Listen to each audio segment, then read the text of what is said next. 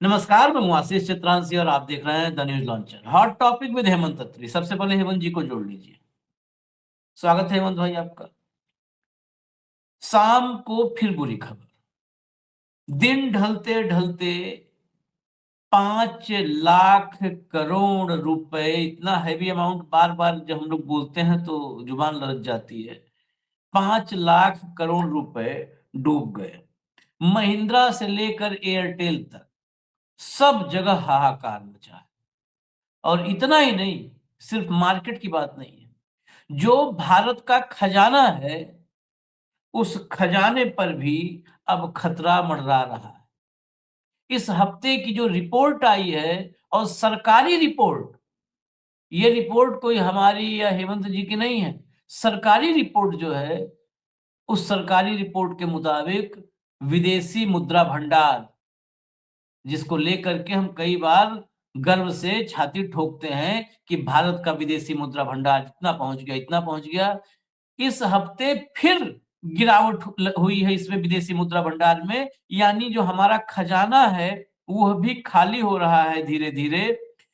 पिछले हफ्ते भी गिरावट दर्ज की गई थी। मैं मतलब ये दूसरे तीसरे, नॉर्मली हम चर्चा नहीं करते हर हफ्ते क्या है, लेकिन ये जब ट्रेंड में अब आ रहा है विदेशी मुद्रा भंडार में गिरावट।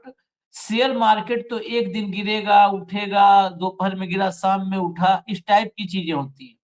लेकिन विदेशी मुद्रा भंडार में गिरावट ये देश के लिए गंभीर खतरा है। पिछले मैं छोड़िए, मेरी आप इंफॉर्मेशन मत मानिए, आप पिछले हर सप्ताह रिपोर्ट आती है, पिछले आप 15-16 सप्ताह की रिपोर्ट उठा के देख लीजिए। मैं एक दो की बात नहीं कर रहा हूं, 15-16 सप्ताह की रिपोर्ट। 15-16 सप्ताह की रिपोर्ट में एक दो बार ऊपर गया है, नहीं तो इसका ट्रेंड गिरावट कर रहा है। ये विदेशी मुद्रा भंडार की गिरावट को आप गंभीरता से और समझ पाएंगे जब आप 90s में जाएंगे, और फिर आप चंद्रशेखर के सरकार के दौर में जाएंगे, तब आप विदेशी मुद्रा भंडार की इस गिरावट को समझ पाएंगे। उस दौर को जब आप समझेंगे, जब भारत का सोना गिरवी रखना पड़ा था ब्रिटेन में, उस दौर में जाएंगे, तब आप विदेशी मुद्रा भंडार की अहमियत को समझेंगे। नॉर्मली आम आदमी 5 किलो, जिस देश में 81 करोड़ लोग 5 किलो राशन के लिए टकटकी लगाकर आसमान की ओर देखते हैं कि मोदी भगवान 5 किलो राशन गिराएंगे, वहां विदेशी मुद्रा भंडार 5 लाख करोड़। बहुत सारे लोग तो हो सकता है इससे उनकी आत्मसंतुष्टि होती हो कि बढ़िया हुआ 5 लाख करोड़ डूबा।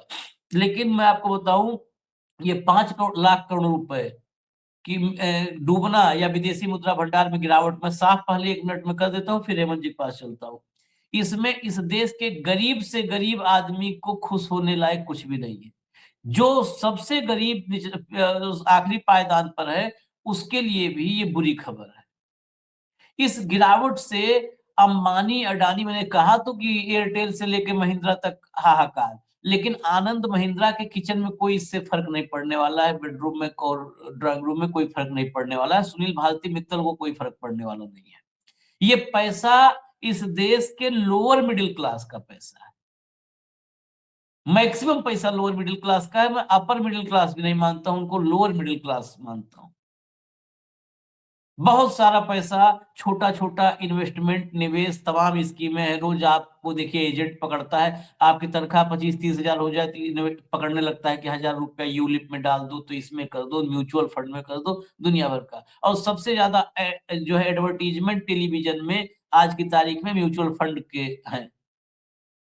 जितने इस देश की सेलिब्रिटी है सब म्यूचुअल फंड का जो है एडवर्टीजमेंट करते हैं। सचिन तेंदुलकर से लेकर धोनी से लेकर जितने सब, आखिर में वो बहुत तेज, मतलब फास्ट कहते हैं ना, फास्ट फॉरवर्ड में वो आ जाता है।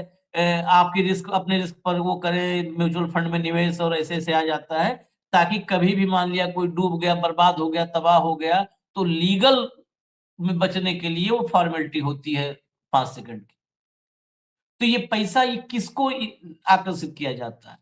ये इस देश के लोअर मिडिल क्लास को आकर्षित किया जाता है। वो सोचता है कि कुछ बचा ले अपने बच्चों के लिए, वहां पर लगाता है। पैसे वालों तो होटल, हॉस्पिटल, स्कूल और कॉलेज में लगता है पैसा ना, उसको थोड़ा लगाना है इन सब चीजों में। तो वो लोअर मिडिल क्लास का पैसा डूब रहा है। इसलिए मैं बता दूं क्योंकि हमारे देश में एक अलग माइंडसेट है ना, एक अलग साइकोलॉजी है कि पैसा डूबा 5 लाख करोड़, चलो खुश हुए, बहुत बढ़िया हुआ, डूबा, बहुत पैसा वाले सब बन रहा है। अरे आप ही का डूब रहा है। कोई अडानी का पैसा, अंबानी का पैसा नहीं डूबता है जब ये शेयर मार्केट डाउन होता है, टूटता है तो उनका कोई नुकसान नहीं होता है, आप यकीन कर लीजिए। आपको हेडलाइन दिखा दूं, फिर हेमंत भाई के पास चलता हूं। भैया हेडलाइन लाइए। शेयर बाजार में भारी गिरावट, सेंसेक्स 961 अंक भरभराया, निवेशकों के 4,91,886 नहीं, 4,91,886 करोड़ स्वाहा, मतलब ये करीब करीब 5 लाख करोड़ स्वाहा। चलिए आगे चलिए, अगली headline. Share market crash, share बाजार में आज क्यों मचा हाहाकार, सेंसेक्स 961 अंक धड़ाम, निफ्टी 25,200 के नीचे। आगे चलिए, ये 1000 अंक करीब करीब टूटा है। 5 लाख करोड़ स्वाहा, सेंसेक्स 1000 अंक टूटा। अचानक क्यों आई भारी गिरावट? हालांकि रोज वजह तो रोज बताई जाती है, लेकिन वजहों को काउंटर करने के लिए, निवेशकों में विश्वास जगाने के लिए हमारे यहाँ क्या हो रहा है, हमारे यहाँ भी आपको दिखाता हूं। मोदी जी नॉन स्टॉप, मोदी जी का इवेंट और मोदी जी की भाषणबाजी वो चालू रहती है। सेंसेक्स डूबे, सेंसेक्स उतराए, सेंसेक्स बढ़े, सेंसेक्स भाड़ में जाए, कोई मतलब नहीं। जबकि सेंसेक्स मामलों के जानकार हैं दोनों, अमित शाह और नरेंद्र मोदी। याद होगा आपको, लोकसभा चुनाव के पहले, बहुत सही वक्त है, यही वक्त है, सही वक्त है, ये तुकबंदी करवा लीजिए इन लोग से, यही वक्त है, सही वक्त है, बता रहे थे बहुत सही वक्त है, लगा दीजिए। अब जब डूब रहा है तो आओ बताओ ना कि कैसे बचा लीजिए।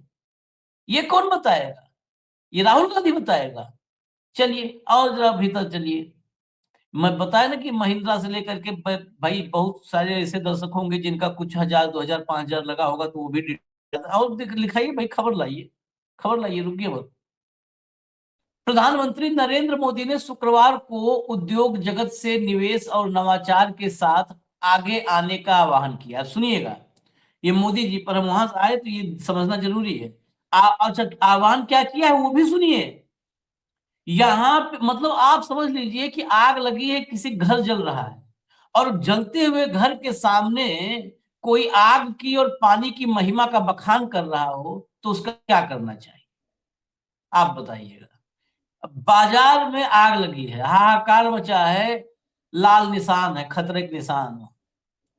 और यहां ज्ञान देखिएगा, शुक्रवार को उन्होंने उद्योग जगत से निवेश और नवाचार के साथ आगे आने का आह्वान किया। उन्होंने वित्तीय संस्थानों से भी व्यवहारिक समाधान उपलब्ध कराने और बाजार में भरोसा मजबूत करने में सक्रिय भूमिका निभाने की अपील की। यह खबर अभी की है, आधे घंटे पहले की। वो सबसे अपील कर रहे हैं, विकसित भारत के लिए टेक्नोलॉजी सुधार और वित्त विषय पर बजट के बाद आयोजित वेबिनार को संबोधित करते हुए, ये विकसित भारत टेक्नोलॉजी सुधार और वित्त पर वेबिनार था, वेबिनार को जो है संबोधित कर रहे थे। और वहां बोले कि जब सरकार, उद्योग और ज्ञान क्षेत्र से जुड़े लोग साथ आते हैं तो सुधार सिर्फ कागजों तक सीमित नहीं रहते, बल्कि जमीनी उपलब्धियों में बदलते हैं। मजा आया ना ये पढ़ने के बाद?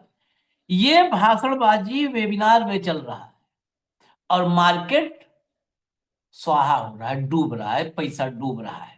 अब आगे चलिए जरा, पीटीआई को, वो भी मैं विदेशी मुद्रा भंडार कह रहा था, वो भी दिखा दूं। पीटीआई वाला जो ट्वीट है वो लाइए, ये देखिए। ये कब का ट्वीट है, समय के साथ देखिएगा। जिस वक्त हम रिकॉर्ड कर रहे हैं, रिकॉर्ड हम कर रहे हैं 5:35-40 के करीब, और ये 5:14 मतलब रिकॉर्डिंग में शुरू किया उसके पहले आखिरी ट्वीट ये पीटीआई का आया था। India's forex reserve drop by $, 2.11 billion. कितना गिरा है पता है? $2.11 बिलियन कमी आई है एक हफ्ते में। अब ये 723.608 बिलियन पर है, इस सप्ताह के अंत में 20 फरवरी को जो सप्ताह खत्म हुआ। अब आप इस पर मत जाइएगा कि 723.608 बिलियन है तो क्या कमी है। अगर इसी रफ्तार से गिरे तो कितने हफ्ते लगेंगे। और एक बार अगर गिरावट पकड़ लिया ना, ये जो विदेशी मुद्रा भंडार अभी हम आपको बता देंगे 723 पे जो आ चुका है, ये कहां तक गया था, ये हाईएस्ट कहां तक पहुंचा था जो 723 पे आज है। और $2 बिलियन मतलब समझ रहा है, 2 लाख करोड़ रुपया, 2 लाख करोड़ रुपए से ज्यादा डूब गया, 2 लाख करोड़ से ज्यादा डूब गया, कम हो गया विदेशी मुद्रा भंडार में। अब मैं हेमंत भाई के पास चल रहा हूं। हेमंत भाई, ये देश की, अच्छा आज ही एक और रिपोर्ट आई, ऐसी खबरों को नहीं कोई लाता चर्चा में। वो रिपोर्ट जिसको आईएमएफ भी कर चुका है, भारत जो है, भारत के जो सरकारी आंकड़े होते हैं ना, जिसको आप लोग को बताया जाता है कि इकोनॉमी बहुत तेज भाग रही है, जीडीपी ग्रोथ, भारत सरकार के मतलब मोदी के उन आंकड़ों को सी ग्रेड में रखता है आईएमएफ। सी ग्रेड में, सी ग्रेड का मतलब ग्रेड किस लिए है, विश्वसनीयता के आधार पर। मतलब भारत सरकार के आंकड़ों की विश्वसनीयता सी ग्रेड है। उस सी ग्रेड आंकड़े पर जश्न मनाया जाएगा और जो ऑथेंटिक आंकड़े हैं उनको दिखाया नहीं जाएगा। हेमंत भाई, आज आशीष भाई जीडीपी, पहले जश्न वाली खबर बता दूं, जीडीपी ग्रोथ 7.8 पहुंचने का अनुमान आ गया। अब बताइए। आशीष भाई नमस्कार, आपको सारे दर्शक साथियों को भी। देखिए, ये जो कुछ हो रहा है मार्केट के अंदर, ये लगातार over a period of time, जब से ये ईरान का खेल शुरू किया है ट्रंप ने, जो पॉलिसीज के अंदर अनसर्टेनिटी है ओवरऑल वर्ल्ड वाइड, तो उस सारे का कहीं ना कहीं फॉल आउट है। प्लस आईटी सेक्टर की जो पिछले एक महीने में भदपिटी है, 19 से 21% तक इंडियन जो टॉप आईटी कंपनी है उनके शेयर 19 से 21% गिर चुके हैं 20 दिन के अंदर अंदर, ये ध्यान रखिएगा। तो आज आपने शेयर मार्केट की बात की, लगभग 5 लाख करोड़ का नुकसान हुआ है आज के अंदर वैल्यूएशन का।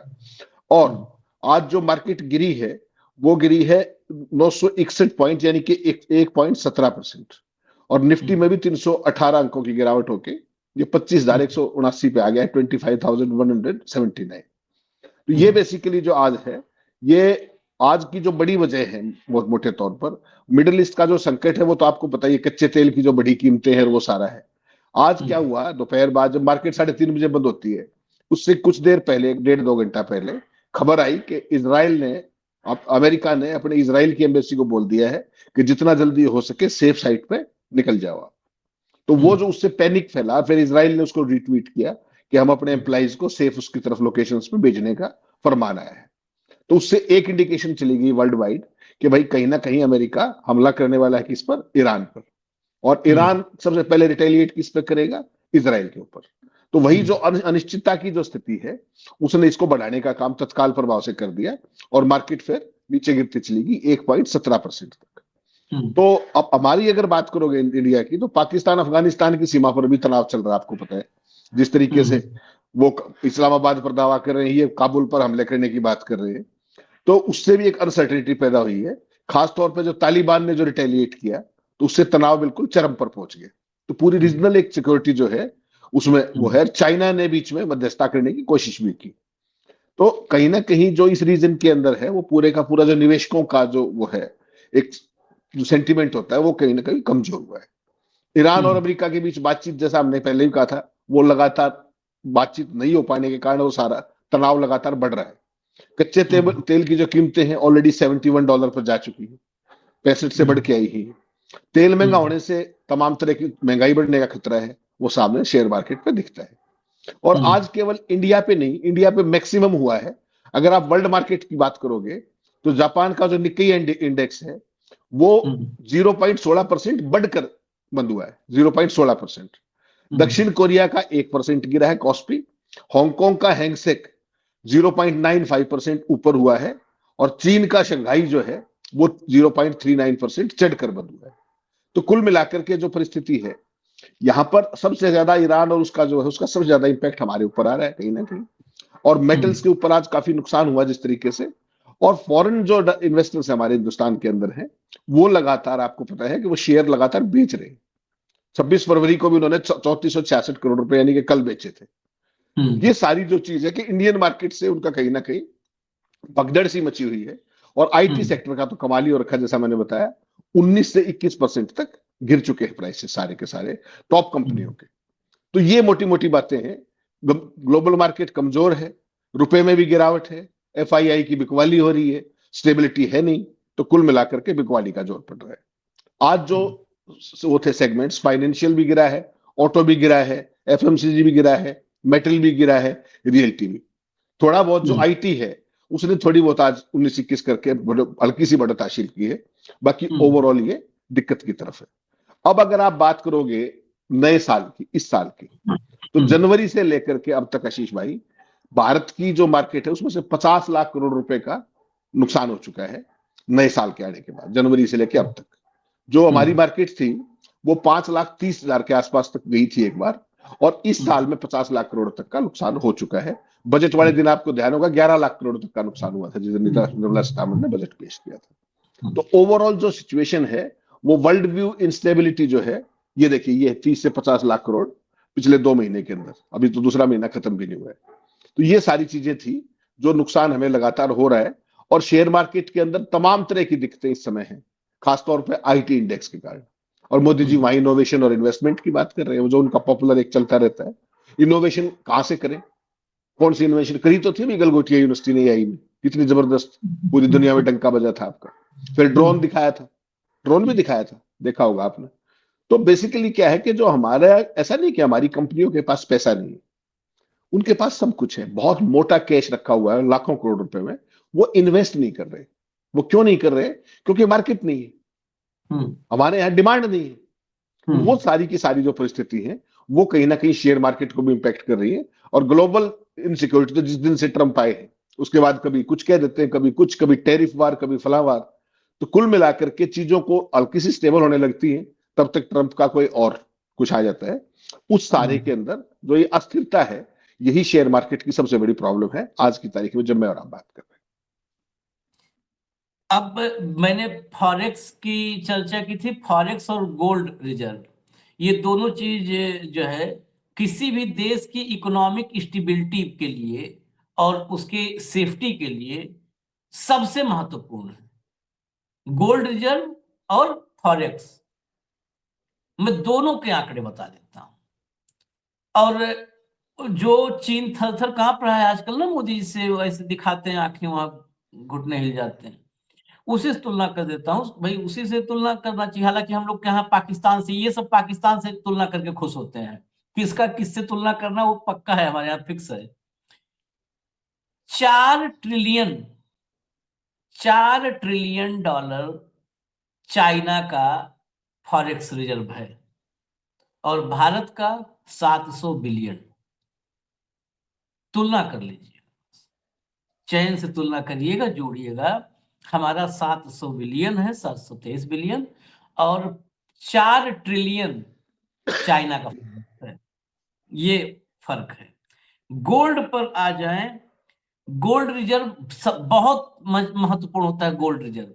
इसीलिए अभी सोने के दाम जब भगे थे तो उस वक्त तमाम जो आर्थिक जो अनिश्चितताएं चल रही थी, उसके बीच जो खबर आई, क्यों क्यों इतना तेज भगा सोना, तो सोना जो है कई जगहों के जो रिजर्व बैंक्स हैं, जो सेंट्रल बैंक्स हैं, वो सोना परचेज उस समय कर रहे थे जब भी सोने का रेट भगा था। हम लोग बहुत इकोनॉमिस्ट नहीं है, लेकिन पढ़ते हैं तो वही बता रहा हूं कि सोना, कई देशों के जो सेंट्रल बैंक्स हैं वहां के, वो खरीद रहे थे सोना, जो है उस अनिश्चितता के दौर में अपने आप को सुरक्षित रखने के लिए। तो स्वर्ण भंडार जिसको कहते हैं हम लोग, अमेरिका का स्वर्ण भंडार है 8,133 टन गोल्ड रिजर्व, 8,133 टन, और हमारा है 800 टन। तो बस टन टन, 800 टन और 8,000 टन, ये फर्क है। 800 टन, 8,000 टन। जर्मनी का 3,350 टन है। इटली का, वही राहुल गांधी के नानी के घर, इटली का अब ये नहीं भाजपा ही कह दे कि यहाँ वाला सोना नानी के यहाँ पहुंचा दिया है यूपीए की सरकार में, सब कह सकते हैं, बताने मुझे कह देंगे कि यूपीए की सरकार में भारत का सब सोना, पहले हमारे यहाँ सोने की चिड़िया थी भारत, तो सोने की चिड़िया थी, चिड़िया के पंख तोड़े और सब इटली लेके चले गए थे। इटली का 2451 मतलब 2500 टन, फ्रांस 2437 टन, रसिया 2333 टन, ये गोल्ड रिजर्व है। मैं कहता हूं हमेशा हम लोग को भी बहुत आर्थिक मामले में बहुत नहीं समझ है, क्योंकि हमारा विषय नहीं रहा है ना, फिनांस हमारा विषय नहीं रहा है, लेकिन फिर भी हम चाहते हैं कि हमें भी मेहनत करें, अगर दर्शक साथ दे तो हम लोग इन सब विषयों पर चर्चा करें। देश की ताकत क्या होती है, मैं वही कर रहा हूँ ना, फॉरेक्स, गोल्ड रिजर्व, हम कहाँ खड़े हैं, और हम तो अगर बराबरी पे हो तो भी हम नीचे हैं, क्योंकि हम 140 करोड़ की आबादी वाले देश हैं। अब जापान से सोचिए, हम अगर चले जापान से तुलना करिए, फॉरेक्स फॉरेक्स 1.3 ट्रिलियन है जापान का, 1.3 ट्रिलियन मतलब हमसे करीब करीब 2 गुना। जापान का 1.3 ट्रिलियन और हमारा 700 बिलियन, तो इसको 2 गुना मत मानिए, इसको 50 गुना मानिए। जापान, जनसंख्या देखिए, क्षेत्र देखिए, उसकी आर्थिक स्थिति देखिए, उसके बावजूद मतलब वहां का पर कैपिटा इनकम और सब देखने के बावजूद, वहां सोशल सिक्योरिटी, वहां का ग्रोथ, उसके बाद 1.3 ट्रिलियन का वो फॉरेक्स रखा है। हमारे यहाँ 81 करोड़ लोगों को 5 किलो राशन मिल रहा है, अगर उनको रोजगार देना पड़ जाए तो फॉरेक्स से खत्म हो जाए, है ना। तो तो जापान जैसा। ऐसी गलती तो हमारे अंदर शास्त्री करेंगे ना, वो तो सब चंगा सी बता के चलते हैं। हम्म। देखिए, जब कोई नहीं, मोदी जी की जो सोच है ना वो बड़ी है, वो मेरे और आपकी तरह छोटे सोच के व्यक्ति नहीं। हम्म। 100 साल की हम्म। जो संघ की ट्रेनिंग है, उसने उनको बहुत सारी चीजें सिखाई। हम्म। पहली बात तो ये कि किसी सवाल का जवाब नहीं देना है, जो भी प्रिवेलेंट मुद्दा हो उस पर कभी चर्चा नहीं करनी, उसके अलावा सब कुछ करनी। पूरे देश की मार्केट में हाहाकार मचा हुआ, वो इनोवेशन और इन्वेस्टमेंट बता रहे हैं। हम्म। कहाँ करे, क्या आपने पूरा सिस्टम दिया है, use of doing hmm. Business की क्या स्थिति है, कुछ नहीं। हम्म। हालत यह है कि हर चीज को ट्रंप से आ रही है, सारी नीतियां वहां से आ रही हैं, सारी घोषणाएं वहां से आ रही हैं। ये अपने भाषण देते घूम रहे हैं, कभी वेबिनार कर रहे हैं, कभी हम्म। वहां इसराइल में जाके डंका बजाए। आशीष भाई, हम्म। इकोनॉमी जो है ना, इकोनॉमी एक बहुत गंभीर सब्जेक्ट है। और ये बात हम्म। आपको माननी पड़ेगी, 2014 में बेशक अरुण जेटली जी थे तब, तब भी हम्म। कभी भी मोदी सरकार, जो वो कहते हैं ना अपने सुब्रमण्यम स्वामी, कई बातें वो हम्म। ठीक कहते हैं कि इस सरकार में किसी को इकोनॉमी का ई नहीं पता, मोदी जी को फाइनेंस का एफ नहीं पता। और ऐसी हम्म। निर्मला सीतारमण को ले आए। नीचे निर्मला सीतारमण जी के पति क्या कहते हैं उनकी फाइनेंशियल पॉलिसीज को लेके, वो भी मुझे बताने की जरूरत नहीं। ये हम्म। जो वित्तीय पूरा मामला है, ये एक बहुत गंभीर एक्सपर्टीज का मसला है। आपको ध्यान होगा, हम्म। जब पूरी दुनिया में मंदी की स्थिति थी, तो बराक हम्म। ओबामा डॉक्टर मनमोहन सिंह से पूछा करते बाकायदा कि क्या करना चाहिए। और हम्म। उन्होंने, मनमोहन सिंह जी ने नहीं बताया, ये डॉक्टर बराक ओबामा ने खुद बताया कि जब भी हम हम्म। कभी इकोनॉमिक इश्यूज में फंसते थे तो हम डॉक्टर मनमोहन सिंह जी की सलाह लिया करते। तो हम्म। वो तो, उनको तो कमजोर बता के इन्होंने रिजेक्ट कर दिया। ये हम्म। 56 इंची है। ये 56 इंची ये है कि तुम्हें केवल ये डंका डंका बजाना है, पॉलिसीज वगैरह सब ट्रंप तय कर लेगा या कोई और कर लेगा। यहां पर आज स्थिति ये खड़ी हुई है। और इसी कारण से जो आप देश की परिस्थितियां देख रहे हैं, चाहे वो शेयर मार्केट हो, चाहे ओवरऑल इकोनॉमिक स्थितियां हो, चाहे आम आदमी की जो ग्रोथ का जो सिस्टम है वो बिल्कुल स्टैंड स्टिल हो गया है, ग्रोथ डिस्पैरिटी, इनकम डिस्पैरिटी, ये सारे ऐसे सब्जेक्ट हैं जिनको मोदी और निर्मला सीतारमण कभी ना तो छूते हैं, ना एड्रेस हम्म। करते हैं। और यही सबसे बड़ी त्रासदी है। ये आप मान करके चलिएगा कि आने वाले दिन भी बहुत अच्छे नहीं दिख रहे हैं, अनलेस एंड अनटिल आपको कुछ इनोवेटिव फैसले सरकार की तरफ से लॉन्ग टर्म पर्सपेक्टिव के हिसाब से जोड़े, ना कि जनता का खून चूसने के लिए टैक्स पे टैक्स पे टैक्स बढ़ाते जाओ। ये कोई सॉल्यूशन नहीं है। और हम्म। सरकार को इस पे गंभीरता से विचार करना होगा। और विशेषज्ञों से सलाह लेना कभी बुरा नहीं होता, प्रोवाइडेड वो विशेषज्ञ हो, वो अनर्थ शास्त्री ना हो, जैसा सरकार में आज की तारीख में बैठे हुए लोग। अच्छा, एक आंकड़ा और बता दो चलते चलते, क्योंकि ये आंकड़े इसलिए बताना जरूरी है ताकि कभी दर्शक भी कुछ निकालें आंकड़े, तो वो आंकड़े भी शामिल करें जो हम बता रहे हैं। जैसे बहुत सारे लोग सुनेंगे कार्यक्रम तो कहेंगे 2014 में इतना था और 26 में इतना आ गया, तो हम बता देते हैं। 2014 में करीब 350 बिलियन था, 325 बिलियन, वो 2026 में 2 गुने से ज्यादा पहुंच चुका है। ठीक है, कोई उसमें संदेह नहीं। 12 साल में 350 से 700 तक पहुंचा। फॉरेक्स, अब मैं पीछे चलता हूं 1998। 1998 में फॉरेक्स था 29 बिलियन। 29 बिलियन 29 बिलियन से 2014 में फॉरेक्स पहुंचा, वो डॉक्टर मनमोहन सिंह जो रेनकोट पहन के नहाते थे, 2014 में पहुंचा 325 बिलियन। कितने साल में? 16 साल में। 16 साल में कितने गुना बढ़ा? 16 साल में करीब 11 से 12 गुना भारत का विदेशी मुद्रा भंडार फॉरेक्स 11 से 12 गुना बढ़ा, है ना? ये फर्क है। आप उस समय की स्पीड देखिए कितना तेज बढ़ा फॉरेक्स। इस समय देखिए, दुनिया की इकोनॉमी देखिए, हमारे जीडीपी का आकार देखिए, जीडीपी का आकार देखिए, उसके हिसाब से इस फॉरेक्स को देखिएगा। कभी भी देखिए तो हम समग्रता से, मैं हमेशा चाहता हूं मोदी टाइप सेलेक्टिव नहीं रही, एक हिस्सा बस पिक एंड चूज जो हमको पसंद आए उतना देखें। समग्रता में देखेंगे तो समझ में आएगा कि हम क्या कर रहे हैं और हम क्या कर सकते हैं। इजाजत दीजिए हमें। धन्यवाद हेमंत भाई, बहुत बहुत धन्यवाद। नमस्कार।